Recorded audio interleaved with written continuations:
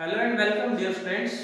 आइए शुरू करते हैं हमारा आज का टॉपिक और ये है कैपेसिटर एंड इट्स प्रिंसिपल।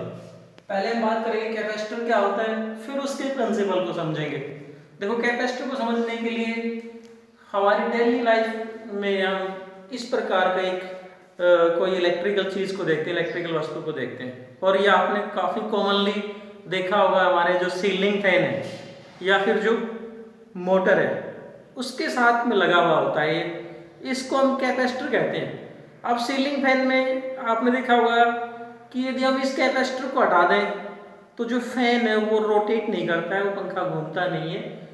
तो ये क्या करता है, उसको एक टॉर्क प्रोवाइड करता है जिसकी वजह से वो पंखा घूमने लगता है।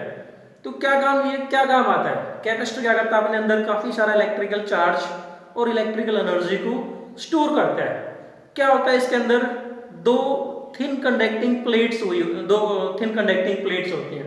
एक प्लेट को हम क्या करते हैं, पॉजिटिव चार्ज देते हैं, दूसरी प्लेट को नेगेटिव चार्ज देते हैं। सो हम ये कहते हैं कि व्हाट इज कैपेसिटर। तो देखो, कैपेसिटर की डेफिनेशन क्या आ जाएगी हमारे पास में कि it is an arrangement for storing electrical charge and electrical energy in A small space. ये कहते हैं इलेक्ट्रिकल चार्ज और इलेक्ट्रिकल एनर्जी को एक छोटी सी जगह में स्टोर करने के लिए हमने जो अरेंजमेंट बना रखा है, उसी अरेंजमेंट का नाम क्या है, कैपेसिटर। तो कैपेसिटर के अंदर हमने बात की, क्या होते हैं कैपेसिटर के अंदर, दो प्लेट होती हैं। एक प्लेट को हम क्या करते हैं, पॉजिटिव चार्ज देते हैं और दूसरी प्लेट को नेगेटिव चार्ज देते हैं। इन दोनों को इसको बैटरी के पॉजिटिव जोड़ देंगे, इसको बैटरी के नेगेटिव से, तो एक प्लेट पे क्या आ जाएगा, पॉजिटिव चार्ज, दूसरी प्लेट पे क्या आ जाएगा, नेगेटिव चार्ज। और इनके बीच में कोई डाइइलेक्ट्रिक मीडियम पुट कर देते हैं। इन कैपेसिटर की प्लेट्स को इंसुलेट करने के लिए प्लेट्स के बीच में हम क्या करते हैं, कोई डाइइलेक्ट्रिक मीडियम को इंसर्ट कर देते हैं। इनके बीच में कोई ना कोई डाइइलेक्ट्रिक मीडियम, जैसे पेपर है, गिलास है, मीका है, इस प्रकार का कोई डाइइलेक्ट्रिक मीडियम पुट कर देते हैं। तो ये क्या बन जाता है कि कैपेसिटर बन जाता है। अब समझते हैं कैपेसिटर का जो प्रिंसिपल है वो क्या होता है, what is the principle of a capacitor. देखो, कैपेसिटर के प्रिंसिपल को समझने के लिए हम क्या करते हैं, इस प्रकार से हम कोई एक इंसुलेटेड मेटल प्लेट, ये मेरे पास में कोई मेटल की प्लेट ए है, हम इस मेटल प्लेट को क्या करते हैं, किसी इंसुलेटिंग स्टैंड पे रख देते हैं। तो क्या बन जाएगी ये इंसुलेटेड मेटल प्लेट। अब इस इंसुलेटेड मेटल प्लेट को देखो, हम शुरू में कुछ चार्ज देते हैं, शुरू में क्या देते हैं, कुछ चार्ज देते हैं। हमने इसको इतना चार्ज दिया कि इसका पोटेंशियल क्या हो गया, मैक्सिमम हो गया। अब यदि इसको और अधिक चार्ज देंगे तो क्या होगा, तो ये this charge will start leaking in the air. जो चार्ज है वो एयर में लीक होना शुरू हो जाता है। इसका मतलब अब एक लिमिट के बाद इसको हम और अधिक चार्ज नहीं दे सकते। देखो क्या कहा मैंने कि शुरू में हमने इसको अधिक इतना चार्ज दिया कि इसका पोटेंशियल क्या हो गया, मैक्सिमम। उसके बाद में और अधिक चार्ज देंगे तो क्या होगा, चार्ज एयर में लीक होना शुरू हो जाता है। अब क्या करते हैं, इसके नजदीक हम किसी दूसरी इंसुलेटेड मेटल प्लेट को लेके आते हैं। Suppose this is another metal plate B, ये दूसरी मेटल प्लेट बी है, इसको लेके आएंगे। जब इस इंसुलेटेड मेटल प्लेट के नजदीक दूसरी मेटल प्लेट को लेके आएंगे, then due to charging by induction, अब क्या होगा, चार्जिंग बाय इंडक्शन की वजह से इस मेटल प्लेट के अंदर जो फ्री चार्जेस है, वो जो नेगेटिव चार्ज है वो तो क्या होगा, इधर आ जाएगा, और जो पॉजिटिव चार्ज है वो दूसरी साइड में आ जाएगा। This is charging by induction, जो आपने पहले पढ़ा हुआ था। अब यदि हम देखो यहां बात करते हैं कि इन दोनों में से जो नेगेटिव चार्ज है वो इस मेटल प्लेट ए के ज्यादा नजदीक है, पॉजिटिव थोड़ा दूर है, तो इस ए पे जो ओवरऑल इफेक्ट होगा वो इस नेगेटिव चार्ज का ज्यादा हुआ। इस कारण से हम ये कह सकते हैं कि इसको हम और अधिक चार्ज दे सकते हैं। This can be given some more charge so that its potential becomes again maximum. मतलब क्या हुआ इसका नेगेटिव का जो इफेक्ट हुआ उसके कारण से क्या हुआ, इसका पोटेंशियल कुछ ना कुछ कम होगा। तो इसको हम क्या कर सकते हैं, और अधिक चार्ज दे सकते हैं ताकि दोबारा से इसका पोटेंशियल क्या हो जाए, मैक्सिमम हो जाए। अब देखो, ये जो पॉजिटिव चार्ज है वो इससे थोड़ा दूर है।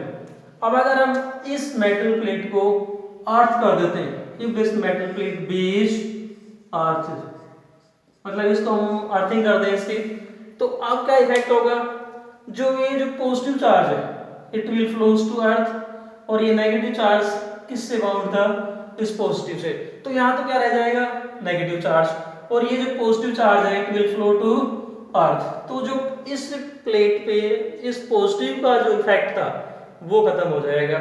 इसका मतलब अब इसको हम और अधिक चार्ज दे सकते हैं, it can be given some more positive charge, ताकि फिर से क्या उसका पोटेंशियल मैक्सिमम हो जाए। हम इसको तब तक चार्ज दे सकते हैं तब तक इसका पोटेंशियल मैक्सिमम हो जाए। So this is the principle of a capacitor, कि किसी कैपेसिटर को हम मैक्सिमम चार्ज किस प्रकार से दे सकते हैं, देखो किस प्रकार से चार्ज दे सकते हैं इसको, यदि किसी इंसुलेटेड मेटल प्लेट के नजदीक कोई दूसरी अनचार्ज अर्थ मेटल प्लेट ले आए, कोई दूसरी अनचार्ज अर्थ मेटल प्लेट ले आते हैं, then the its potential can be increased, और ये कह सकते हैं कि इसको हम क्या कर सकते हैं मैक्सिमम चार्ज दे सकते हैं। सो हम यहाँ से कैपेसिटर के प्रिंसिपल को कैसे डिफाइन कर सकते हैं, देखो कैसे डिफाइन कर सकते हैं, capacitance of an insulated conductor can be increased sufficiently by bringing near it an uncharged earth conductor. कहने का मतलब क्या था हमारे पास में, ये हमारे पास में हमने शुरू में क्या ले रखा था, कोई इंसुलेटेड मेटल प्लेट ले रखी थी, इंसुलेटेड कंडक्टर था, इसकी कैपेसिटेंस, कैपेसिटेंस का मतलब एबिलिटी टू स्टोर चार्ज, देखो ये वर्ड कैपेसिटेंस का मतलब क्या होता है, एबिलिटी टू स्टोर चार्ज, मतलब इस मेटल प्लेट के ऊपर हम मैक्सिमम चार्ज कैसे ला सकते हैं। हमने इस पर मैक्सिमम चार्ज लाने के लिए क्या किया, पहले इसके नजदीक कोई अनचार्ज कंडक्टर लाए, फिर उसको क्या किया अपन ने अर्थ किया, तब इसके ऊपर हमने मैक्सिमम चार्ज को स्टोर कर लिया, ये इसका प्रिंसिपल है। सो डेफिनेशन क्या बन जाएगी, what is the principle, capacitance of an insulated conductor can be increased sufficiently by bringing near it an uncharged earth conductor। अब देखो according to use, जो कैपेसिटर की जो टाइप्स हैं वो अलग अलग प्रकार के हो सकती हैं अकॉर्डिंग टू इट्स यूज। जैसे अभी मैंने आपको जो कैपेसिटर दिखाया था, इस कैपेसिटर को हम क्या कहते हैं, this is known as cylindrical capacitor. तो ये तो हो गया सिलेंड्रिकल कैपेसिटर। क्या होगा इसके अंदर, हम ये कहते हैं इस प्रकार के हमारे पास में दो सिलेंड्रिकल मेटल प्लेट्स होती हैं, एक प्लेट ये हो गई, दूसरी इसके बाहर मेटल प्लेट आ जाएगी, सिलेंड्रिकल प्लेट्स आ गई, तो ये क्या बन जाएगा सिलेंड्रिकल कैपेसिटर। इसके बीच में क्या पुट कर देते हैं, insulating medium like air, wax, mica और paper, air, mica, paper, glass, इस प्रकार का इंसुलेटिंग मटेरियल पुट कर देंगे, तो ये क्या बन गया सिलेंड्रिकल कैपेसिटर हो जाता है। ये दो इसके टर्मिनल हो गए। इसी प्रकार से अगला जो टाइप हो सकती है वो हो सकती है स्फेरिकल।